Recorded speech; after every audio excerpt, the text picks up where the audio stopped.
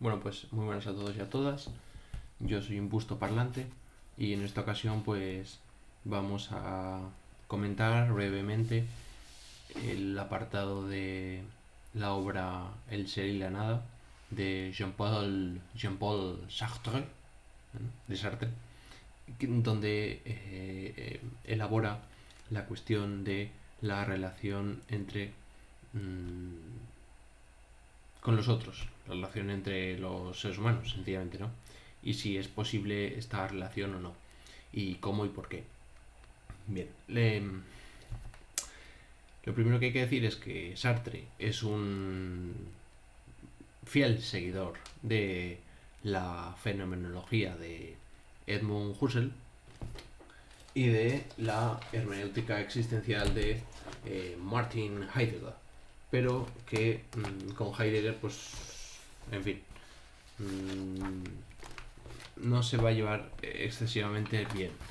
Pero bueno, esto no importa porque eh, al final va a construir su propia teoría y su forma de ver la fenomenología, así que bueno, simplemente pues para que lo sepan. La cuestión es que sí que habría que comentar brevemente la cuestión de la fenomenología. Existen tres principios que comparten todos los fenomenólogos y que están expuestos en el parágrafo 24 de Ideas 1, que Ideas 1 es una obra de Husserl, sencillamente, ¿no? El que sea experto lo conocerá y el que no, pues no. Sencillamente lo que se expone en la obra de en este parágrafo de la obra de Husserl es que existen tres principios, ¿no?, que canonizan la fenomenología. El primer principio es que la intencionalidad implica que toda conciencia es conciencia de algo, ¿vale? Toda conciencia es conciencia de algo. En segundo lugar, lo que se llamó el principio de todos los principios, que consiste en analizar todo lo que se me da tal como se me da y en los límites en los que se me da. Y el tercer principio es que la filosofía es un llamado a estudiar las cosas mismas, el famoso a las cosas mismas de Husserl, que consiste en estudiar los fenómenos, lo que se va a llamar los fenómenos, vamos. Entonces,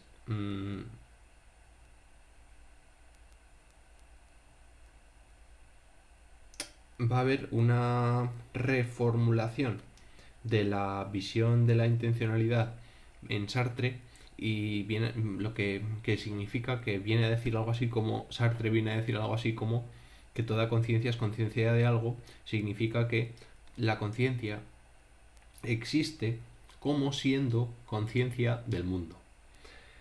Es decir, que la conciencia trascendiéndose y negándose, negándose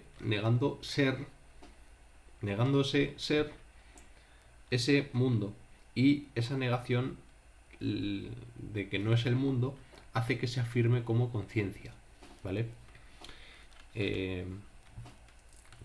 Para Sartre la conciencia es un acto, ¿no? No hay algo así como la inmanencia de la conciencia, sino que la conciencia es una especie de estallido hacia afuera, hacia lo otro de sí, es decir, hacia lo que no es ella misma, sencillamente, hacia lo que no es. Este estallido, esta salida de la conciencia de sí misma, es lo que se llama trascenderse, ¿no? El trascenderse a sí misma consiste en salirse de ella misma, hacia lo que no es ella. Y entonces la conciencia, cuando sale de sí misma, cuando sale de sí misma hacia el mundo, cuando estalla, que no es otra cosa que eso, el estallar hacia el mundo, dice algo así como: yo no soy eso, conozco eso como algo que no soy yo. Y por otro lado tenemos la idea de negación del mundo, es decir, niega el mundo. ¿Por qué? Porque ella no es un objeto, ella es la existencia, ella es existencia, ella es un sujeto, y el mundo es lo negativo, lo otro, ¿no? Lo que no es ella, por eso es lo negativo. Por eso hemos dicho antes que la conciencia se trasciende, es decir, estalla hacia el mundo, y en segundo lugar niega al mundo, ¿no? Niega ser ese mundo, afirmándose así como conciencia.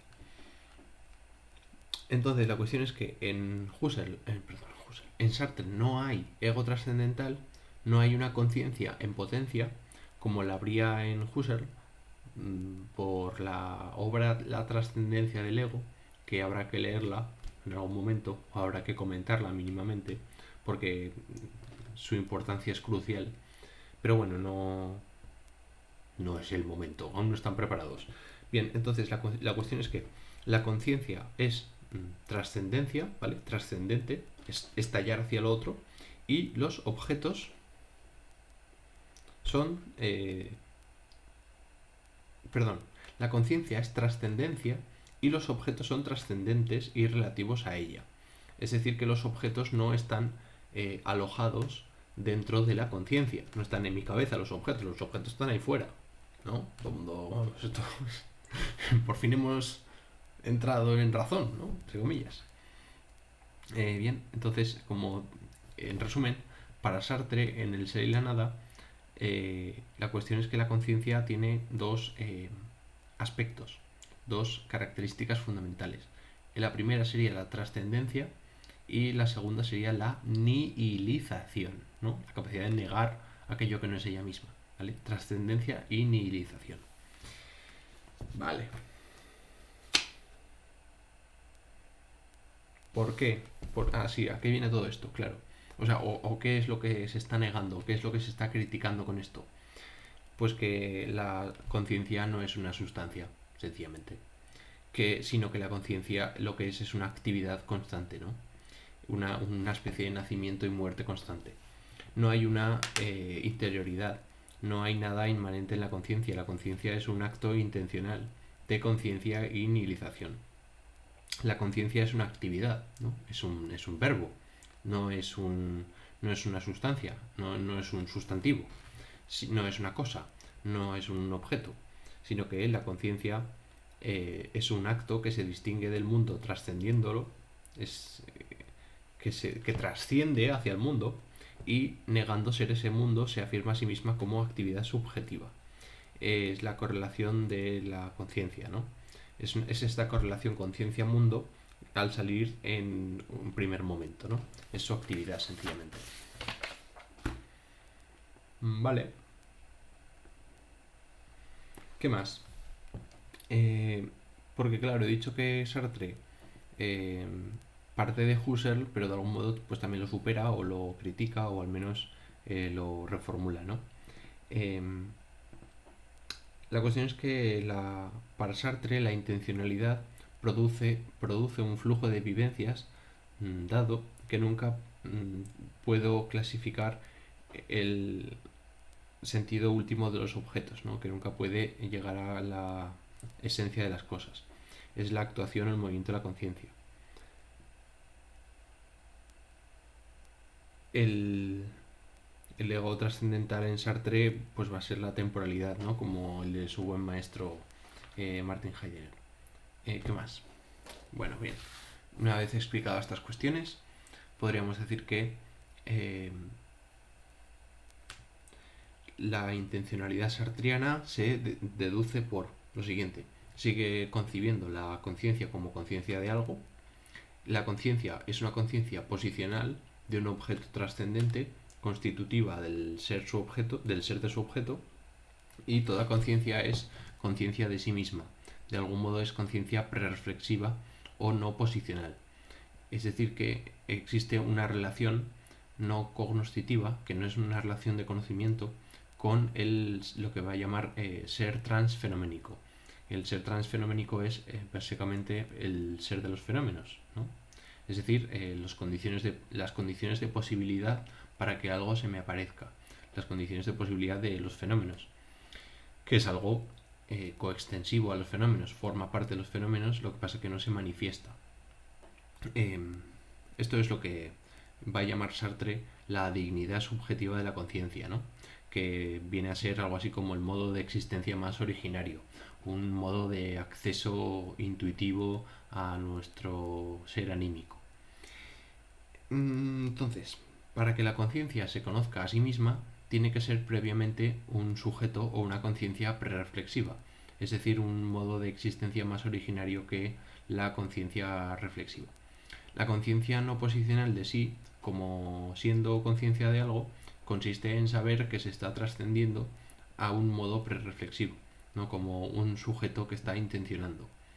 Básicamente hay que decir que toda conciencia es conciencia de algo, ¿no? Toda conciencia es conciencia de aquello que está percibiendo, aquello que está siendo un fenómeno para ella, y al mismo tiempo toda conciencia es conciencia no posicional de sí.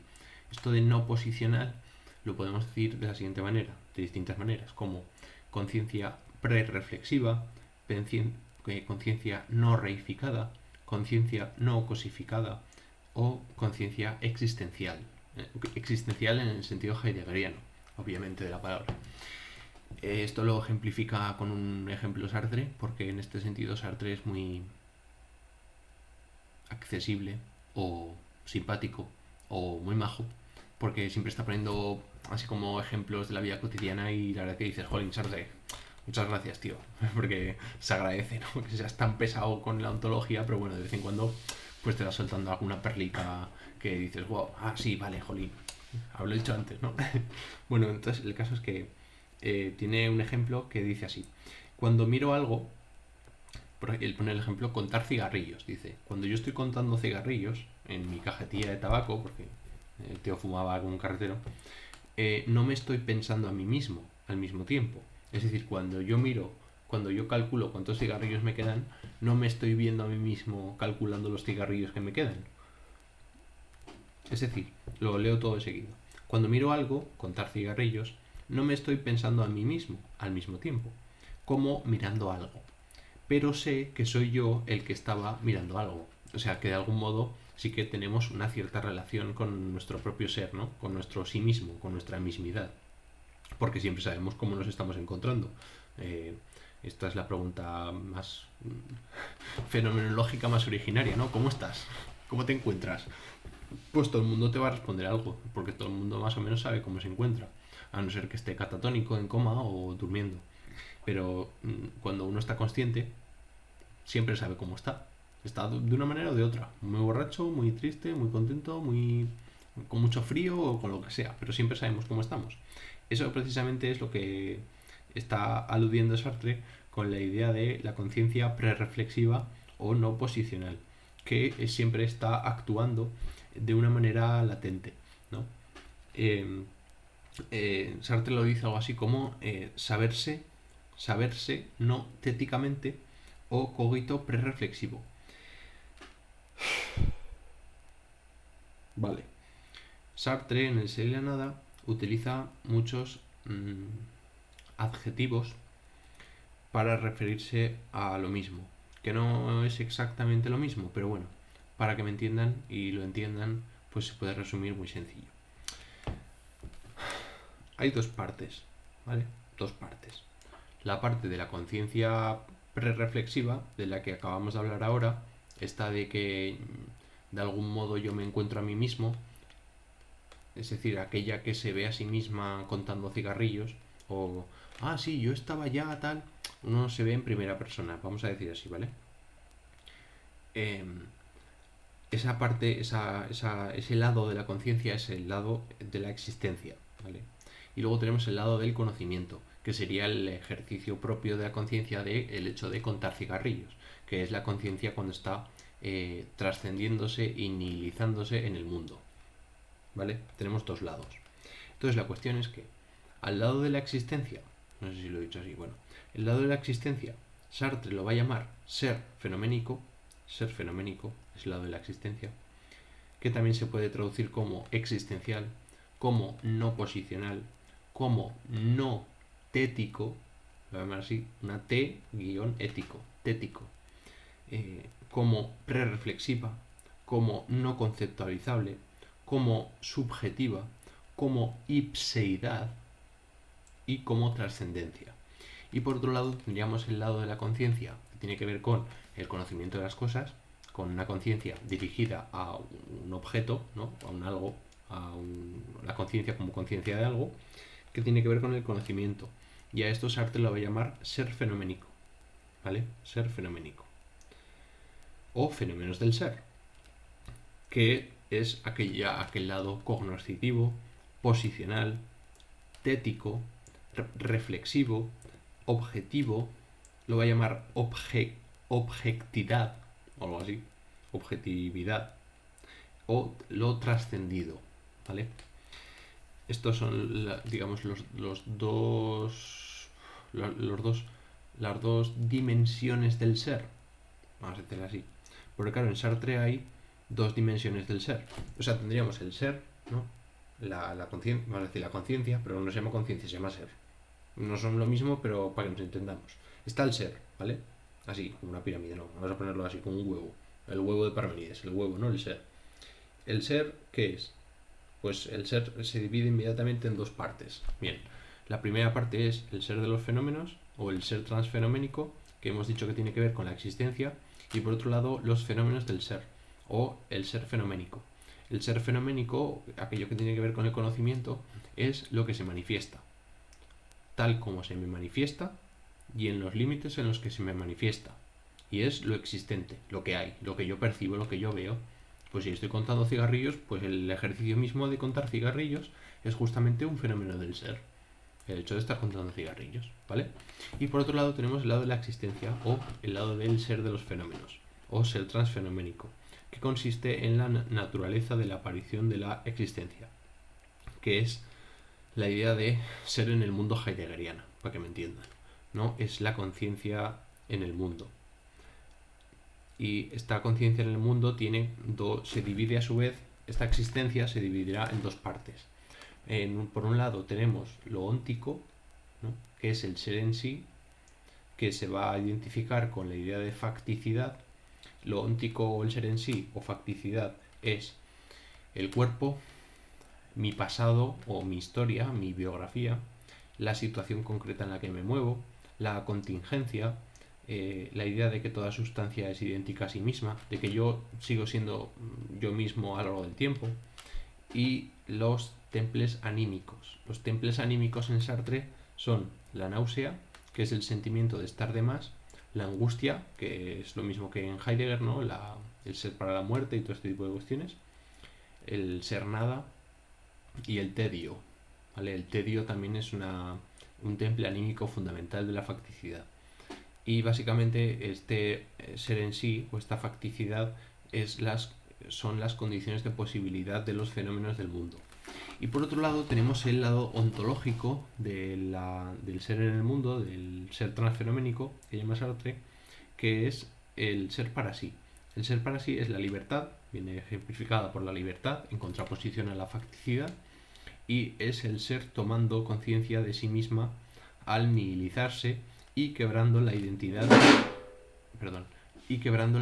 del en sí, ¿no? Consiste en la idea de diferencia o alteridad. Lo podemos ejemplificar con el je suis un autre, ¿no? Yo soy un otro, de Rimbaud, ¿vale? Arthur Rimbaud, para los no franciscanos, los no afrancesados, ¿vale? Y justamente esta parte, la del ser para sí, que es la libertad, es la que permite a la conciencia tanto trascenderse, ¿no? Salir de sí misma, como nihilizarse, como la negación de sí misma como lo que no es el mundo, y como la aparición, o sea, como la afirmación de sí misma como aquello que no es el mundo, y como la afirmación del mundo como aquello que no es ella misma, ¿vale? Y es la condición de posibilidad de la conciencia como actividad. Entonces tenemos que la facticidad es la condición de posibilidad de los fenómenos del mundo, y por otro lado tenemos que la libertad es la condición de posibilidad de la conciencia como actividad. En resumen, el ser o el hombre es libertad, ¿no? Es ser para sí. Es decir, es proyecto. Y del mismo modo también es facticidad, o necesidad, o cuerpo, o eyecto, estado de eyecto, que es como se traduce la Geworfenheit heideggeriana, que es el estado de eyecto, sencillamente. Insisto, el ser es la simbiosis entre la libertad y la facticidad que están conjugadas y están disueltas homogéneamente el uno en el otro y están pegados, es decir, están machiembrados por la temporalidad, es decir, por la idea del pasado, en la medida en la que tengo una idea de mí mismo, la idea del presente, la temporalidad presente, que consiste en que estoy inmerso en una situación y me desenvuelvo tal y como la situación me requiere, tal y como me veo interpelado por la situación, tal y como en mí se movilizan determinados comportamientos que me hacen actuar de uno u otro modo en función del contexto en el que me mueva, y por otro lado el futuro, ¿no? Que es aquello que se espera de mí, aquello que me espera, y la muerte, ¿no? Bien, vale. Entonces, como digo,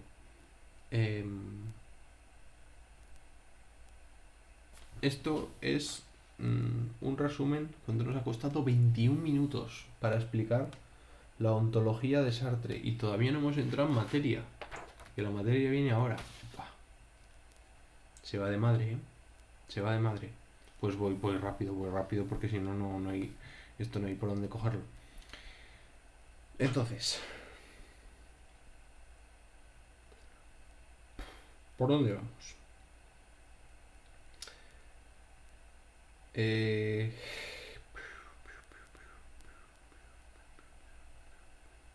O sea, ¿cómo lo hago yo esto? En una locura. La cuestión es, vamos a ver si me lo resumo.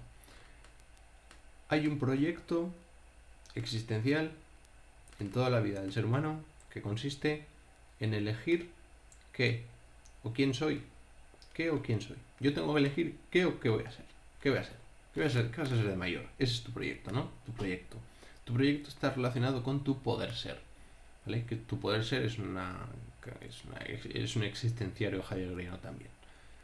Es un existenciario heideggeriano también. Que si no, no se me entiende. Y yo creo que se me entiende. Entonces, tenemos, por un lado, la conciencia y la existencia de un sujeto. ¿Vale? Es la existencia de un sujeto A. Vamos a llamarlo sujeto A. Y este sujeto A lo que tiene es libertad, ¿no? Libertad para sí, para elegir. Y por otro lado tenemos la conciencia y la existencia del prójimo de A. Es decir, de pues, una persona que esté enfrente de A, del otro, ¿no? De un B. Entonces tenemos la existencia de A y la existencia de otro que no es A, pero que también tiene su propia libertad para sí.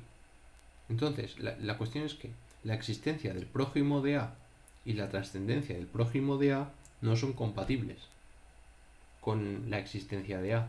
¿Por qué? Porque la manera que tiene la conciencia a nivel ontológico de actuar es la de trascenderse y negar el mundo. Y como el otro no soy yo, pues tiendo a negarlo. Pero claro, cuando yo niego al otro, le estoy negando su propia conciencia, su propio modo de aparecer la conciencia. No sé si se me está entendiendo. Yo no puedo tener una relación directa con el otro en tanto que conciencia para sí. Es decir, en tanto que libertad. Es decir, yo no puedo relacionarme con otra persona en tanto que es libre. ¿Por qué? Porque justamente el modo de actuar de la conciencia no permite dicho reconocimiento. Porque la conciencia sí que es verdad que trasciende a sí misma, que reconoce al otro, pero no lo reconoce como formando parte del ser para sí, como formando parte de la libertad que yo soy, sino que él es otra libertad, y en tanto que otra libertad se me opone. Entonces yo tiendo a negarle que soy yo, y entonces no se puede dar esta relación, sencillamente, ¿no? Por otro lado tenemos la facticidad en sí, es decir, yo como fáctico, mi yo fáctico, mi cuerpo, mis situaciones, etcétera, y la facticidad en sí de mi prójimo. Es decir, tendremos la facticidad de A, que es la contingencia de A, la idea del sujeto A como un objeto más del mundo, pues la corporalidad de A, el pasado y el contexto en el que se ha movido este sujeto A, etcétera, ¿no? Es el ser en sí, lo que hemos llamado antes ser en sí en medio del mundo, una cosa entre las cosas.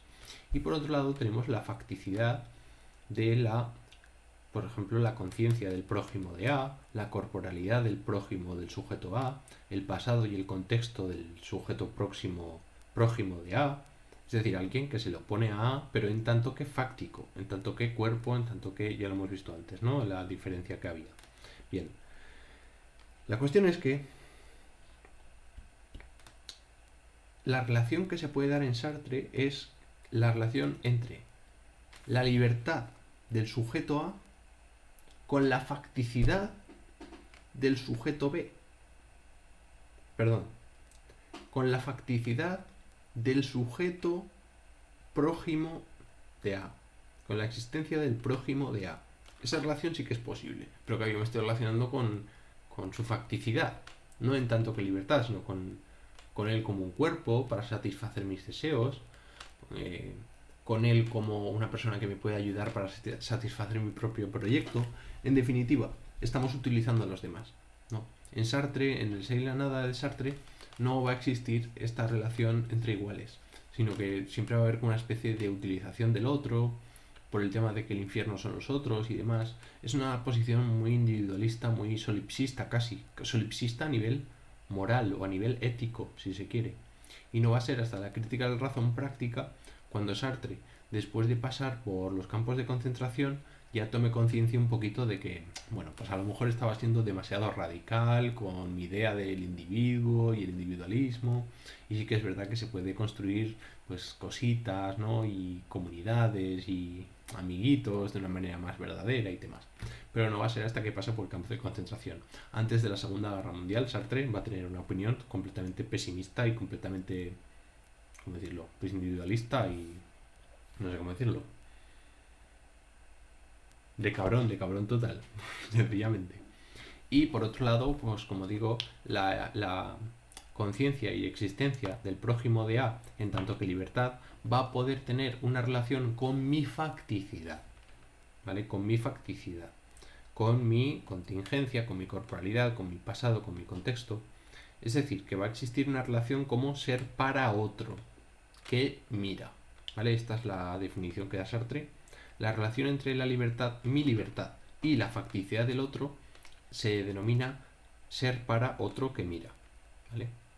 Es una relación de libertad-facticidad mía, de mí hacia el prójimo y del prójimo hacia mí, ¿de acuerdo? Yo en tanto que libertad y el prójimo en tanto que facticidad y viceversa. El prójimo en tanto que libertad y yo como facticidad. Bien, no ha costado tanto. No sé si es entendido, pero bueno, no. Pero esto es la cosa, no sé. Quiero decir, no hay más. Podría mostrar gráficos y por ahí, pero bueno. Es un coñazo. El caso, cuando vivo mi propia existencia como un para otro, ¿vale? Cuando yo vivo mi propia existencia, cuando el otro me está nihilizando y me está trascendiendo en tanto que conciencia libre, su mirada aliena mi existencia. Su mirada aliena mi libertad. Me objetiva. Me mira como un objeto del mundo, de su mundo. Me da un ser que soy, porque en definitiva todos somos facticidad, pero no conozco mi dominio. Me está eliminando mi libertad. Me fundamenta, me da un fundamento en tanto que objeto de su mundo, negando mi libertad. Es un intento de el otro, del prójimo, por asimilarme. Asimilarme como facticidad y negarme como libertad. ¿Vale? Los ejemplos que da Sartre al respecto son el amor, el lenguaje y el masoquismo. Lo del masoquismo no lo entiendo, lo del amor sí, ¿no? Por el tema del uso y del aprovechamiento y de querer algo que no se puede dar y todo este tipo de cosas. Y lo del lenguaje pues igual, ¿no? Cuando nos dan un nombre pues enseguida ya nos objetivan y nos tratan como una cosa. Pues primero somos un bebé, luego somos el hijo de, y una vez que nos independizamos somos el profesional de tal y el encargado de tal, y siempre somos cosas para los demás. Nunca nos tratan como verdaderos individuos libres. Esto lo entiendo de Sartre. Pero bueno, como digo, digamos que como soy libre, como yo soy libertad, como la conciencia es libertad, quiero ser libre. Luego no me voy a dejar que el resto me traten como si fuera una cosa de su mundo, y no como algo que soy yo libre, hombre, no fastidies. Como yo soy libre y quiero ser libre, pues por lo que niego, lo que hago es negar que sea lo que el otro dice que soy.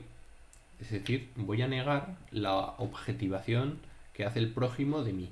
El prójimo, o el mundo, o la comunidad, o quien sea, ¿no? Y además trato de negar la trascendencia ajena. Voy a tratar de negar de que nadie me trate como una cosa, ¿no? Que se me respete mi libertad. Y del mismo modo yo no voy a intentar relacionarme con nadie porque reconozco que al final lo que voy a hacer es lo mismo que hacen ellos conmigo, ¿no? Tratarme como una cosa, como un objeto, utilizarme, etcétera, etcétera, ¿no? Y negarme mi libertad. Lo que hago es tratar, cuando estoy negando la entrada del otro en su mundo y para que me trate como una cosa, lo que hago es tratar de recuperar mi fundamento, mi proyecto existencial, mi libertad, que me ha sido alienado por el prójimo o por el otro. Yo me doy mi propio ser, porque en tanto que libertad, si logro asimilar la trascendencia que me da mi propio ser, me estoy dando mi propio ser, aunque al final vaya a morir y esto no sea más que un proyecto fracasado. Consiste en una libertad que no aguanta mucho siendo un objeto, una cosa, ¿no? Una facticidad. La conciencia al final peta, al fin, dice Sartre.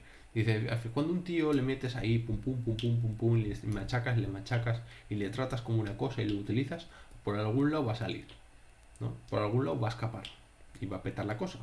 Y entonces te vas a cabrear, porque ya no va a estar para ti, estará para otro o estará para sí mismo, vete a saber.